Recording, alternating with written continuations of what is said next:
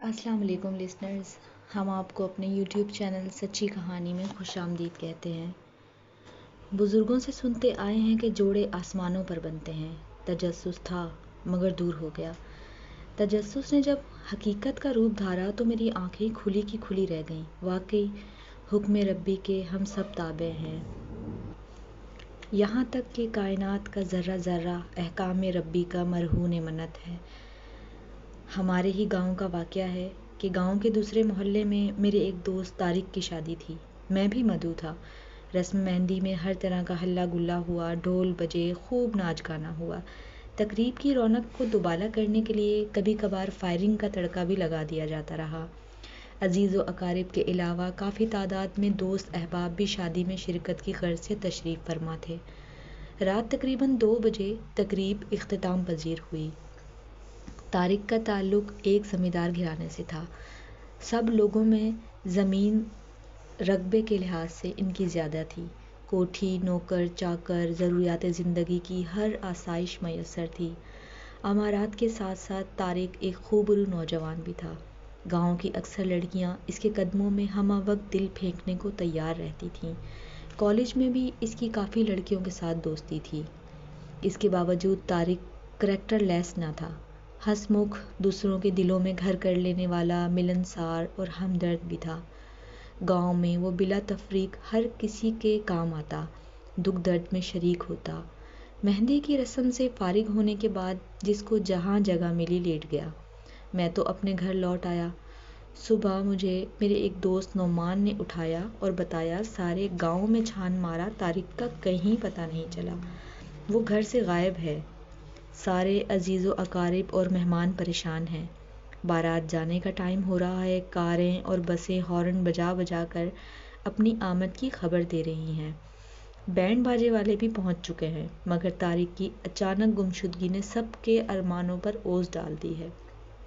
نہ جانے خوشیوں کو کس ظالم کی نظر لگ گئی، خوشیوں بھرا آنگن ماتم کدہ بن کر رہ گیا۔ دوپہر ہونے کو تھی۔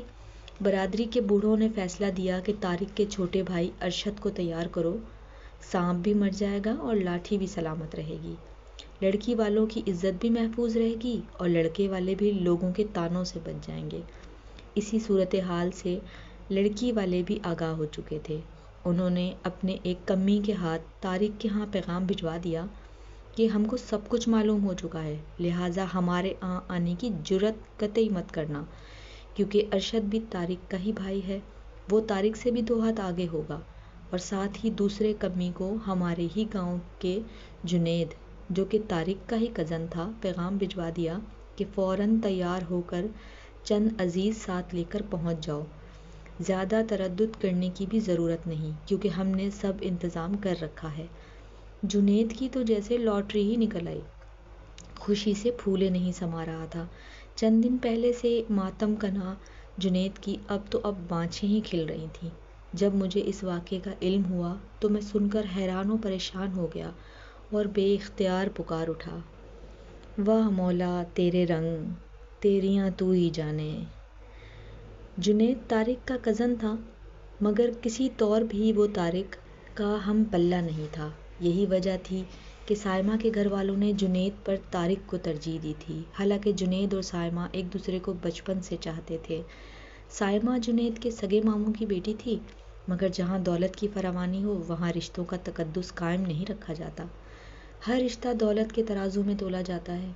دولت تو بھائی کے ہاتھوں بھائی کا قتل کروا دیتی ہے، بیٹے کے ہاتھوں باپ کو مروا دیتی ہے۔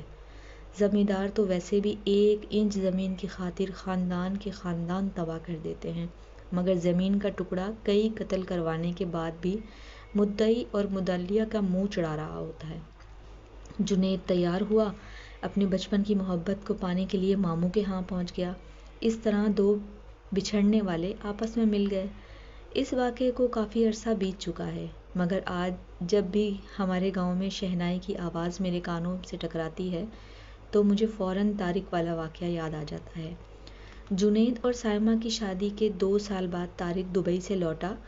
ہر ایک اس سے روپوش ہونے کے متعلق پوچھنے کی کوشش کرنے لگا، مگر اس نے کسی کو بھی سچی بات نہ بتائی۔ ایک شام میری اور طارق کی ملاقات کھیتوں میں ہوئی، کیونکہ ہم دونوں کی زمین ساتھ ساتھ تھی۔ میں نے اسے اپنے ڈیرے پر بٹھا لیا اور پوچھا، طارق، تم نے سب کی عزت خاک میں کیوں ملا دی؟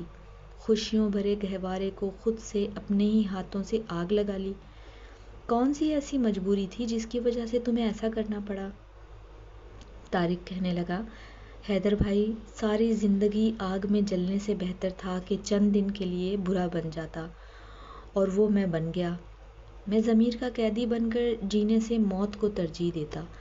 ایسا کرنے سے میرے ضمیر پر جو بوجھ تھا، اب میں اس سے آزاد ہوں۔ الحمدللہ اب میرے ضمیر پر کوئی بوجھ نہیں۔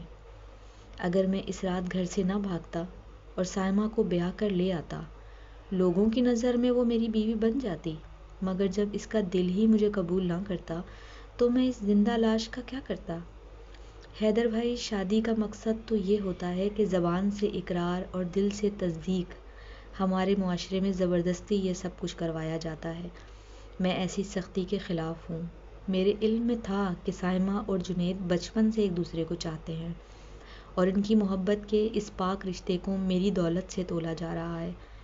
جنید کو اس لیے ٹھکرایا جا رہا ہے کہ وہ ہمارا ہم پلہ نہیں، حالانکہ سائمہ کے والد جنید کے سگے ماموں ہیں۔ مجھے یہ سب اچھا نہیں لگا۔ میرے ضمیر نے مجھے ملامت کی کہ میری وجہ سے دو محبت کرنے والوں کے دلوں کا خون ہو رہا ہے، اور یہ جرم سرزد مجھ سے کروایا جا رہا ہے۔ میں نے سوچا، کیوں قاتل بنوں؟